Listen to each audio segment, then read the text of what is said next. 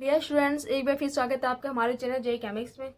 Chapter को start करने से पहले हम यहाँ पे आपको कुछ चीज़ें बता दें कि इसमें आपको क्या क्या करवाया जाएगा।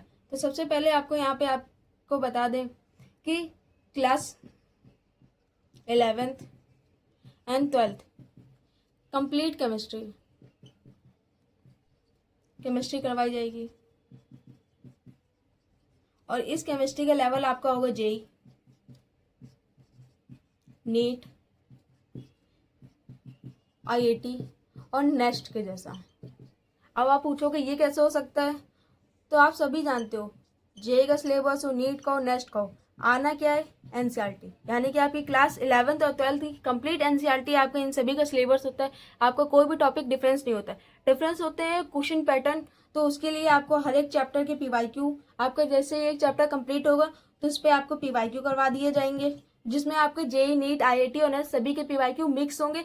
साथ में आपको सेपरेट पीवाईक्यू वीडियो भी मिलेगी। आपको हर एक चैप्टर के बाद क्वेश्चन सॉल्विंग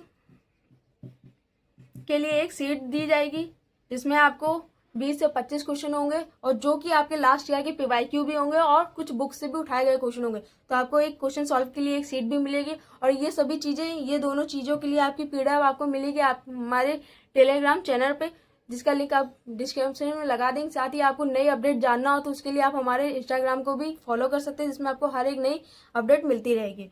तो चैप्टर को स्टार्ट करते हैं। आज हम हमारे पहली क्लास में सबसे पहले पढ़ाएंगे क्लास 11th का पहला चैप्टर आईयूपीएसी, जिसमें बहुत से बच्चों को डर भी लगता है और बहुत से बच्चों को ये चैप्टर बेसिक भी लगता है। लेकिन जब आज आप पढ़ेंगे तो आपको पता चलेगा कि आपने काफ़ी चीज़ें मिस की हैं, क्योंकि क्लास 11th में आपको हर चीज़ें नहीं बताई जाती हैं। और यहाँ पे आपको डरने की कोई ज़रूरत नहीं है कि मैम कैसा पढ़ाएंगे कैसा नहीं, क्योंकि यहाँ पे आपको बेसिक से उठवाया जाएगा और एडवांस तक ले जाया जाएगा। आपको जीरो से चीज़ें बताई जाएंगी। आपको ये भी बताया जाएगा कि हाइड्रोकार्बन क्या होता है और कार्बन क्या होता है, ये सब चीज़ें हर चीज़ बताई जाएगी। उसके बाद आपको फंक्शनल ग्रुप जैसी चीज़ें बताई जाएंगी। तो आपको डरने की बिल्कुल ज़रूरत नहीं है, बेसिक टू एडवांस लेके जाएंगे आपको। तो बिना देरी करते हुए चैप्टर को स्टार्ट करते हैं। इसी तरीके की और भी वीडियो के लिए चैनल पर बने रहें। नए हो तो चैनल को सब्सक्राइब करें, साथ ही बेल आइकन दबाना ना भूलें। तो आइए पीसी में आज के हमारे पहले क्लास में हम पढ़ेंगे hydrocarbon.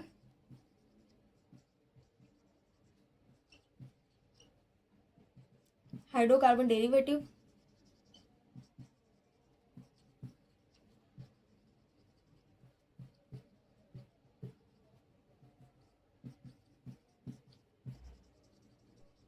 Representation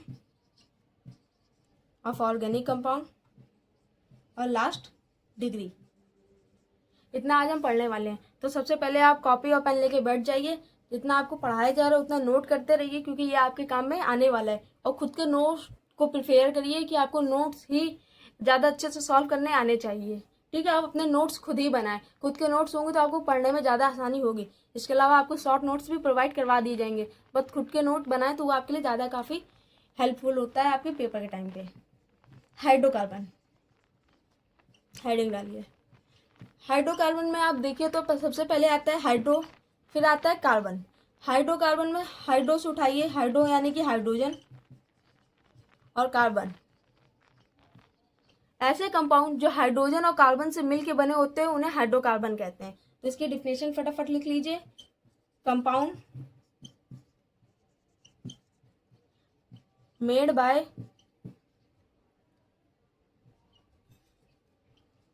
hydrogen and carbon are called hydrocarbon. ऐसे कंपाउंड जो हाइड्रोजन और कार्बन से मिले होते हैं उन्हें हाइड्रोकार्बन कहते हैं। अब आता है इसका एग्जाम्पल। तो इसका एग्जाम्पल लिखिए। सबसे पहले डिफिनेशन नोट हो गई। डिफिनेशन नोट करिए, तब तक ऊपर का हटा देते हैं हम। एग्जाम्पल, एग्जाम्पल यानी कि जो हाइड्रोजन और कार्बन से मिलकर बने होते हैं, जैसे methane, ethane, ethene, ethyne, ethene.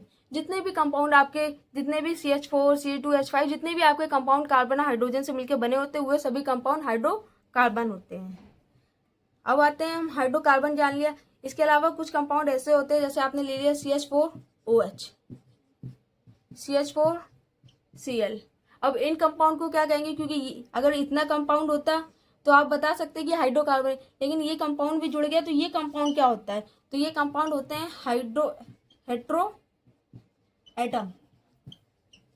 इन कंपाउंड को कहते हैं हेट्रो एटम। जो क्लोरीन है ये भी हेट्रो एटम है, इसकी जगह हम लोग CH4Br लगा देते तो ये भी हेट्रो एटम होता है। अब हेट्रो एटम जुड़ गया हाइड्रोकार्बन से तो एक नया कंपाउंड बनता है, उसे कहते हैं हाइड्रोकार्बन डेरिवेटिव। तो फटाफट हेडिंग डालिए, पहले हेट्रो एटम फिर बताते हैं हाइड्रोकार्बन।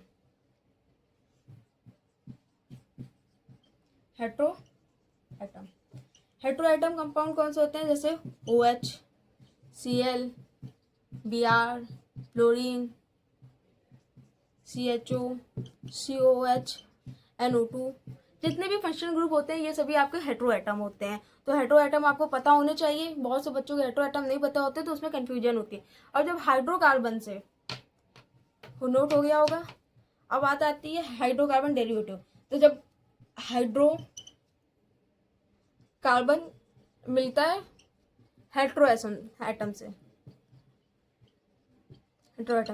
तो कंपाउंड बनता है hydrocarbon derivative. Hydrocarbon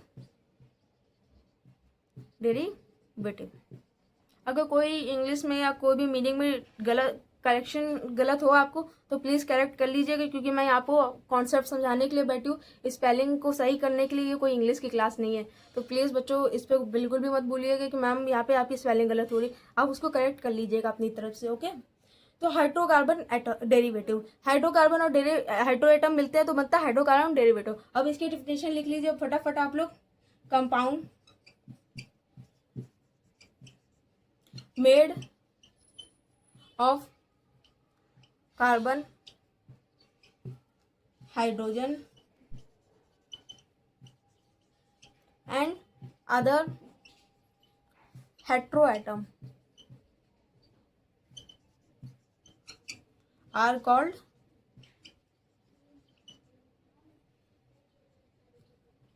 hydrocarbon derivative. तो सबसे पहले हाइड्रोकार्बन क्या होता है, जो हाइड्रोजन और कार्बन से मिलकर बना होता है। हाइड्रोकार्बन डेरिवेटिव क्या होता है, जो हाइड्रोजन, कार्बन और हेट्रो एटम से मिलकर बना होता है। तो हाइड्रोकार्बन डेरिवेटिव का एग्जांपल लिखिए फटाफट। एग्जांपल CH4NO2, CH3Cl, CH3Br, ये सभी होते हैं आपको हाइड्रोकार्बन डेरिवेटिव। ये होता है हाइड्रोकार्बन और ये होता है हाइड्रो एटम। हाइड्रोकार्बन हो गया, अब इसका एक एग्जांपल देते हैं, उसमें आप बताइए कितने हाइड्रोकार्बन है और कितने हाइड्रो एटम है। तो एक कंपाउंड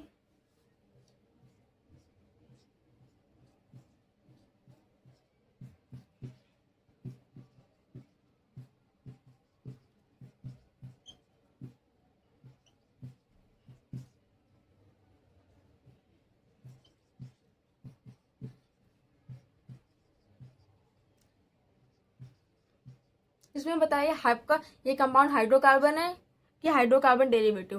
तो सबसे पहले इसमें कार्बन है, हाइड्रोजन है। अब बात आती है यहाँ पे ये क्या है, ये आपके हेट्रो एटम है, यानी कि ये कंपाउंड हाइड्रोकार्बन डेरिवेटिव है। कितने आपके हेट्रो एटम है, यहाँ से स्टार्ट करते हैं। 1 2 3 4 5 6 7 और 1 8।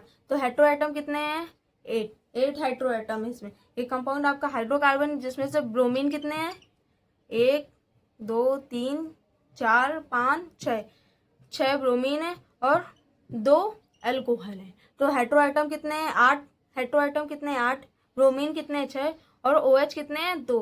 तो ये होता है आपका हाइड्रोकार्बन डेरिवेटिव। अब आता है representation of organic compound. Basic सीख लिया, अब इसके बाद जानते हैं कि जो कंपाउंड होता है उसको रिप्रेजेंट कैसे करते हैं हम लोग। तो हेडिंग डालिए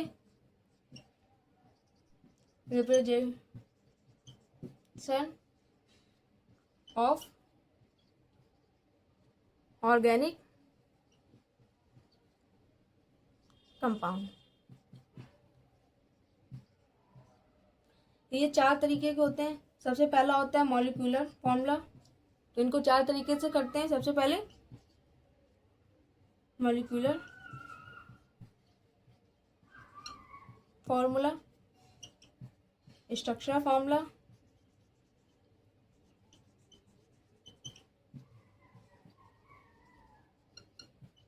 फॉर्मूला, कंडेंस्ड फॉर्मूला, फोर्थ आता है bond line formula.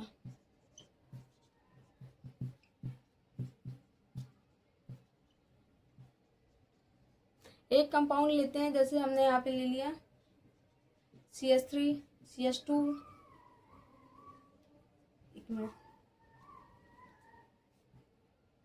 CH3 CH2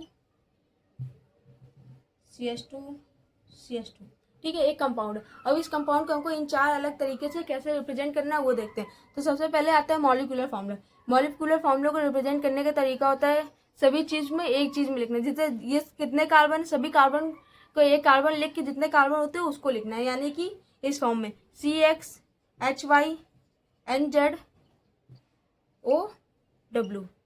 यानी कि ऑक्सीजन हो या क्लोरीन हो या फ्लोरीन हो, जो भी हो वो लिखते हैं। फिर आता है स्ट्रक्चर फॉर्मूला। स्ट्रक्चर फॉर्मूले में जैसे कोई भी आपको फॉर्मूला ले लिया, आपको CH4 को आपको स्ट्रक्चर फॉर्मूले में लिखना है, तो इसका स्ट्रक्चर बनाएंगे। यहाँ कार्बन लिया, यहाँ पे कोई भी कंपाउंड हो ABCD। अब आप बोलोगे कि मैम कार्बन में 4 ही क्यों दिखाएं, तो कार्बन की जो वैलेंसी होती है वो 4 होती है और कार्बन से 4 बॉन्ड बनते हैं। अब आता है कंडेंस फार्मूला। तो कंडेंस फार्मूला में होता है किसी भी लाइन को कितना छोटा कर सकते हैं, जैसे ये एक एग्जाम्पल है तो इसको कितना छोटा कर सकते हैं। इसी में हमने जैसे यहाँ पे CH3 जोड़ दिया और यहाँ CH3 जोड़ दिया, ठीक है, तो इसको कितना छोटा करके हम लिख सकते हैं। पहले CH3 लिखा, CH2 लिखा, अब इसमें दोनों ये जुड़े हैं तो इनको अलग अलग ना करके एक ही में कर देंगे, ठीक है, CH3 होल ट्वाइस, फिर CH2, ठीक है, और CH2 लिख देंगे, ठीक है, आपको दिख नहीं होगा, अभी पीछे इसको पूरा अच्छे से बताएंगे। और बॉन्ड लाइन फार्मूला होता है किसी चीज को ऐसे लाइन से रिप्रेजेंट करना, तो ये होता है बॉन्ड लाइन फार्मूला। तो सबसे पहले हेडिंग डाल लीजिए molecular formula,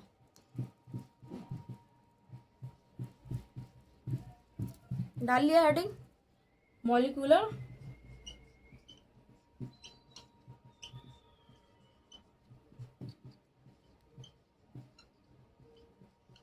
formula. Molecular formula यानी कि आपको कोई भी जो कंपाउंड हो उसको CXHYNZ के फॉर्म में लिखना है, NZ हो OY हो, मतलब XYZ के फॉर्म में उसको पूरा एकदम मिला के लिख देना। तो सबसे पहले जैसे कंपाउंड ले लिया CH3 CH2 Br, एक कंपाउंड है, तो कार्बन कितने हैं इसमें 2, तो 2 कार्बन। हाइड्रोजन लिखा, हाइड्रोजन कितने हैं 3 ये 2 ये, तो 5। ब्रोमीन 1, तो ये, यानी कि उसको एकदम छोटे फॉर्म में लिख देना, ये होता है आपका मॉलिक्यूलर फॉर्मूला। कोई कंपाउंड आपने ले लिया और इससे बड़ा, जैसे CH3 CH2 CH3 Cl, यहाँ भी Cl, ये कंपाउंड ले लिया, तो सबसे पहले कार्बन लिखते हैं, कार्बन कितने 1 2 3। हाइड्रोजन, अब इसको बैलेंसी के हिसाब से हाइड्रोजन बैलेंस कर लीजिए, एक कार्बन एक हाइड्रोजन, एक वैलेंसी यहाँ लग चुकी है, तो यहाँ कितने बचे, एक इस कार्बन से लगी, एक ये लग गई, एक कार्बन से तो 2, यहाँ पे कार्बन एक इससे और एक आगे से, तो 1,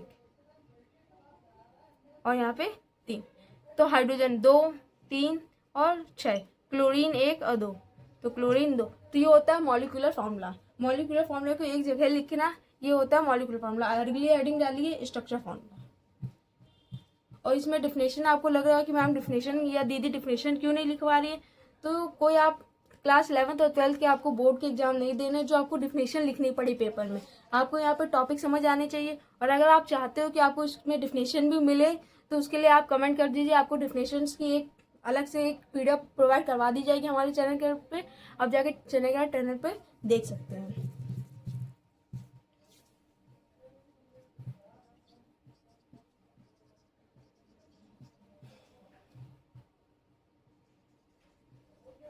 स्ट्रक्चर फॉर्मूला,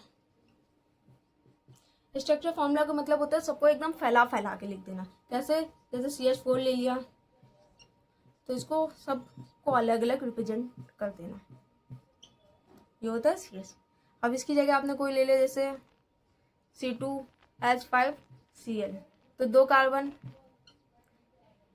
क्लोरीन लगा दिया, हाइड्रोजन 1 2 वैलेंसी फिल हो गई, एक ऊपर एक नीचे, यहाँ पे 2 फिल है, एक ऊपर और एक नीचे। तो इसको फैला फैला के लिखने को होता है स्ट्रक्चर फॉर्मूला। तो ये कंप्लीट होता है यहाँ पे स्ट्रक्चर फॉर्मूला। अगली हेडिंग डालिए कंडेंस फॉर्मूला।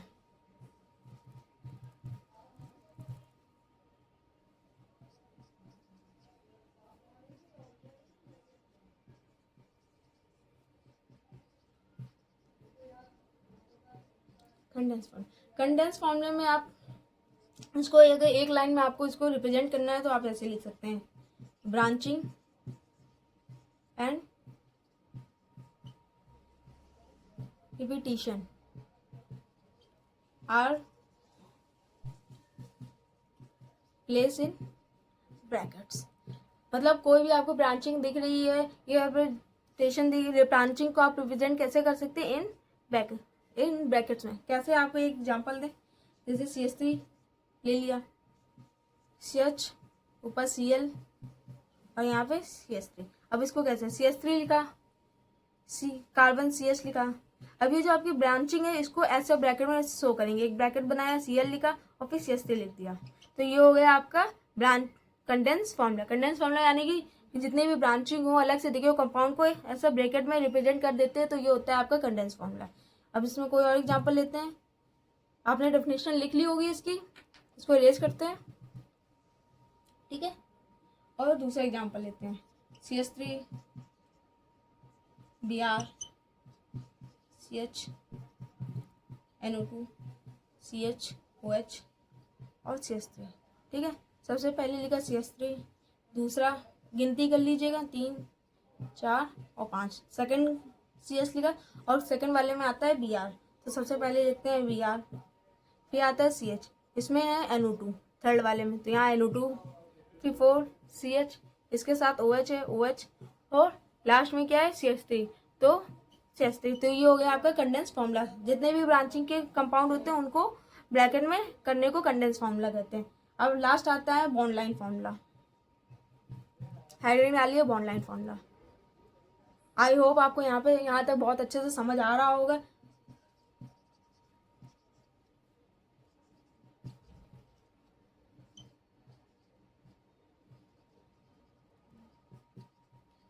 अब बॉन्ड लाइन फॉर्मूला होता है जो इन लोग से अलग होता है, उसको रिप्रेजेंट करते हैं ऐसे। अब क्या दिया कि मैम ऐसे ऐसे ऐसे, क्या आप कोई डिजाइन बना रही हैं? तो नहीं नहीं नहीं भाई, ये डिजाइन नहीं होती है। अब क्या होता है वो जानते हैं।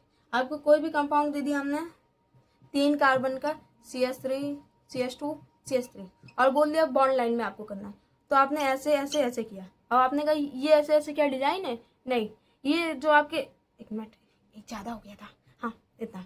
तो ये क्या, ये जो इसके पॉइंट जो ये कोने होते हैं ये होते हैं कार्बन, ये होते हैं क्या, ये कार्बन, ठीक है। अब इसमें अगर आप यहाँ पे एक क्लोरीन लगा दियो तो किसने नंबर पे आया, 2 नंबर पे, एक, और ये दूसरा ये है, तो यहाँ पे आप एक क्लोरीन ऊपर लगा दो।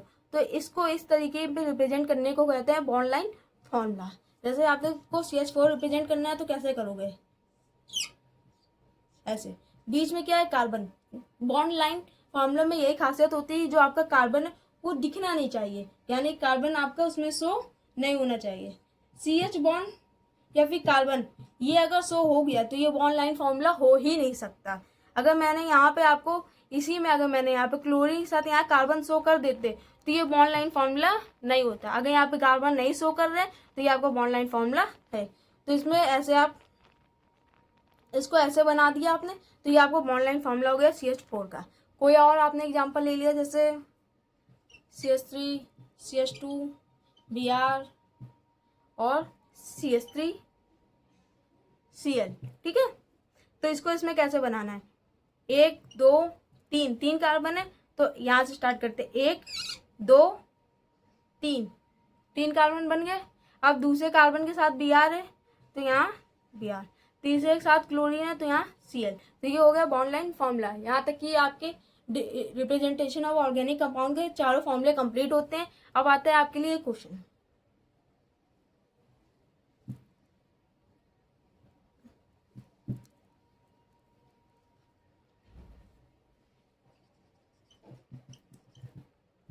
विच स्ट्रक्चर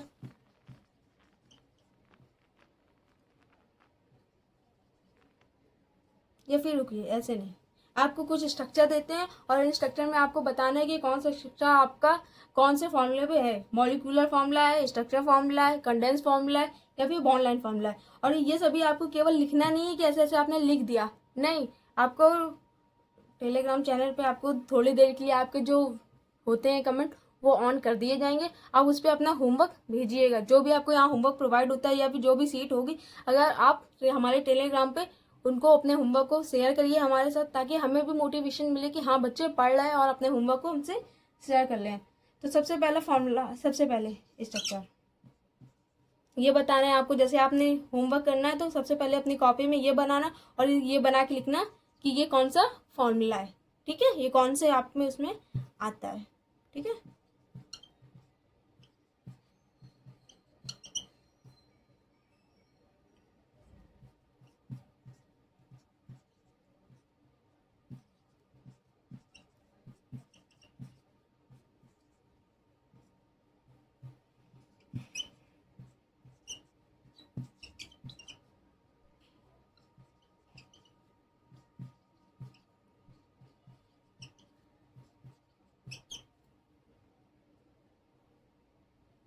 यहाँ ऑनलाइन फॉर्मूला हो गया, स्ट्रक्चरल फॉर्मूला हो गया, उसके बाद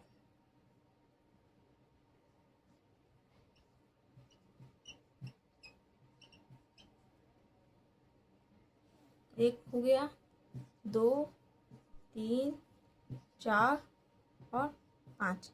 तो आज के लिए आपके लिए 5 क्वेश्चन होते हैं, आप 5 क्वेश्चन को करिएगा और अपने होमवर्क को भेजिएगा। अब आता है हमारा लास्ट टॉपिक, डिग्री। डिग्री क्या होता है?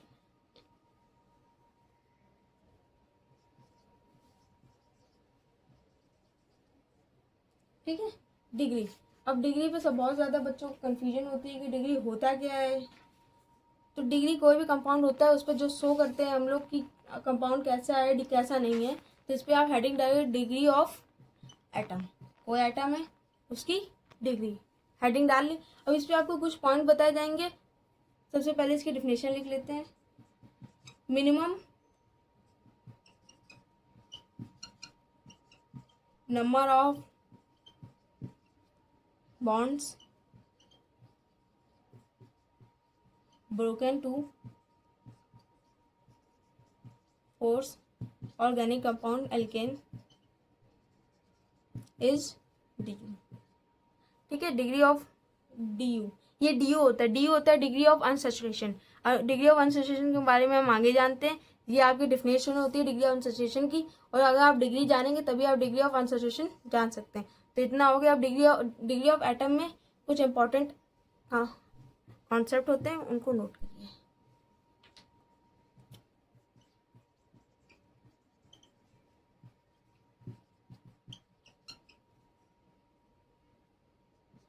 ये है आपके हैशटैग वीएसपी पॉइंट। वीएसपी यानी कि वर्षा स्पेशल पॉइंट। जितने बच्चों ने मेरे पहले के वीडियो देख रखे होंगे तो उनको पता होगा हैशटैग यानी कि वीएसपी वर्षा मैम स्पेशल पॉइंट। सबसे पहला पॉइंट है the number of carbon atom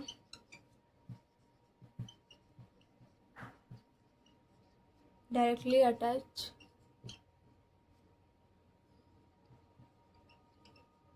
आज ही नहीं दिख रहा, कोई बात नहीं, नीचे लिख देंगे।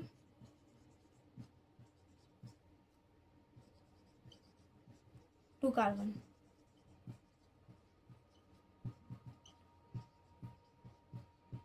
Define as degree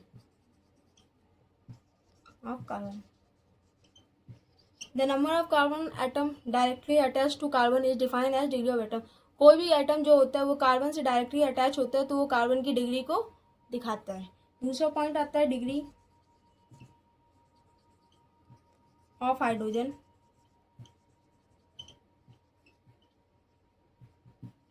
is equal to attached carbon atom. Carbon atom या कार्बन डिग्री। कोई हाइड्रोजन होता है वो इक्वली अगर अटैच होता है कार्बन से तो जो कार्बन की डिग्री होती है वो उसकी डिग्री भी हो जाती है। ठीक है, तो 2 पॉइंट आप नोट करिए, इसके बाद आगे के पॉइंट लिखवाते हैं। इन पॉइंट्स को अच्छे से आप कॉपी में नोट कर लीजिएगा, ठीक है, ताकि आपको आगे दिक्कत ना हो गया नोट, या फिर स्क्रीनशॉट ले लीजिए आपको जो करना हो। अभी रेज करते हैं।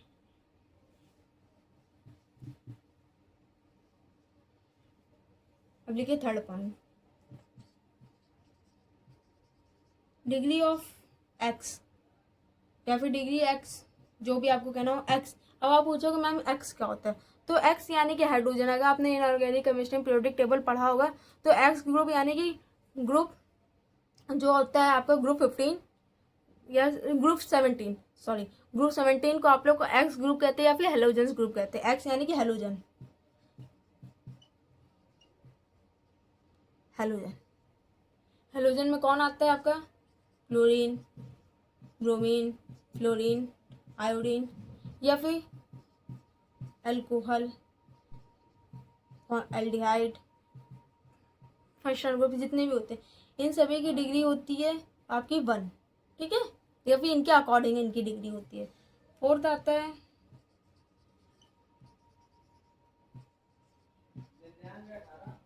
डिग्री ऑफ एमाइन यानी कि NH2 इस number of carbon attached atom, यानी कि डिग्री ऑफ अमाइन, अमाइन होती है वो इस नंबर ऑफ कार्बन पे जितने उसके साथ कार्बन अटैच होते हैं उस पर डिपेंड करती है। जैसे आपने NH2 लिया, ये है, ये सिंगल है, इसके साथ एक जोड़ दिया, ये सिंगल NH2 है, इसके साथ एक कार्बन है। अगर इसी NH2 के साथ 2 कार्बन जोड़ दिए तो एक नाइट्रोजन के साथ 2 कार्बन यानी कि ये 2 डिग्री है। इसी के साथ अगर 3 जोड़ दिए तो ये 3 डिग्री हो गया। तो कार्बन जो अमाइन होता है ये नंबर ऑफ कार्बन के अटैच होने पे डिपेंड करता है कि जितने ज़्यादा कार्बन उसके साथ अटैच होंगे उसकी उतनी डिग्री होगी, ठीक है। तो यहाँ तक आपके चारों पॉइंट अच्छे से नोट हो गए होंगे। एक बार आपके चारों पॉइंट को रिकैप करवा देते हैं। पहला पॉइंट था the number of carbon atom directly attach, ये सभी आपने नोट कर लिए थे ना, नहीं करे हो तो नोट कर लीजिए, ठीक है। The number of carbon attached directly attached to carbon is defined as degree of carbon। जो कार्बन होता है वो डायरेक्टली अटैच होता है कार्बन, उसकी डिग्री कार्बन पे डिपेंड करती है।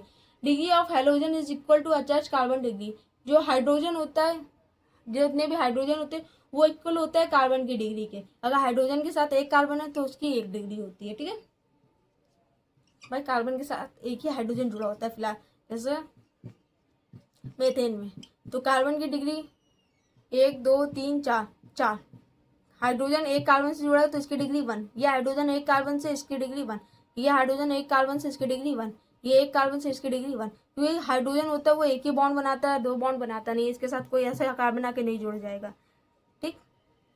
अब दूसरा पॉइंट था हमारा डिग्री ऑफ, थर्ड पॉइंट था डिग्री ऑफ हेलोजेंस OH, ठीक है, वो उनकी डिग्री होती है। फिर degree of amine is number of carbon attach, जितने भी कार्बन अमाइन से अटैच होते हैं उसकी डिग्री उतनी ही होती है। तो कुछ एग्जांपल लेते हैं हम। कार्बन का हमने बता दिया आपको, नाइट्रोजन का NH2 का जैसे जोड़ा हमने कार्बन। अब इस कार्बन के साथ कितने भी कार्बन जोड़ दो कोई दिक्कत नहीं, हमारा नाइट्रोजन केवल एक कार्बन से जुड़ा है, इसकी डिग्री 1 हो गई। लेकिन ये अगर नाइट्रोजन के साथ आप 2 कार्बन जोड़ दो तो इसकी डिग्री कितनी होगी 2, क्योंकि नाइट्रोजन पे कितने कार्बन जुड़ा है डिपेंड इससे करता है कि उसकी डिग्री कितनी होगी। अगर यही अभी 3 जोड़ दें तो इसकी डिग्री हो जाएगी 3। इसके अलावा आप कोई भी लेते हैं कार्बन, कार्बन कार्बन से जुड़ा है, इसकी डिग्री 1 डिग्री, ठीक, 1 डिग्री। कोई भी कंपाउंड ले लेते हैं जैसे ये कार्बन, इसकी डिग्री हुई 3 डिग्री। ऐसे ही आपकी होती है सभी डिग्री। अब आता है हम एक क्वेश्चन को लेते हैं, ठीक है। विच अमाइन हैज 3 डिग्री, देखिए क्वेश्चन।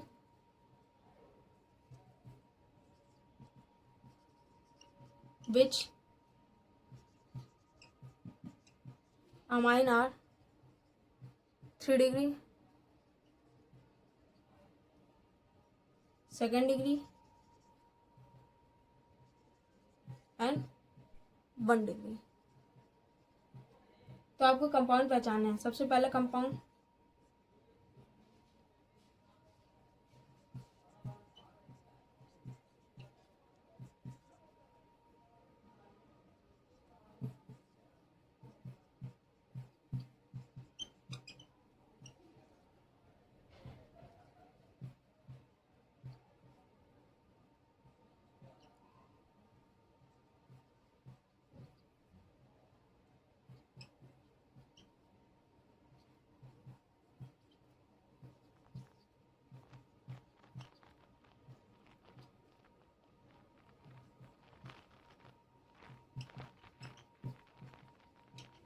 तो सबसे पहला नाइट्रोजन किससे जुड़ा है?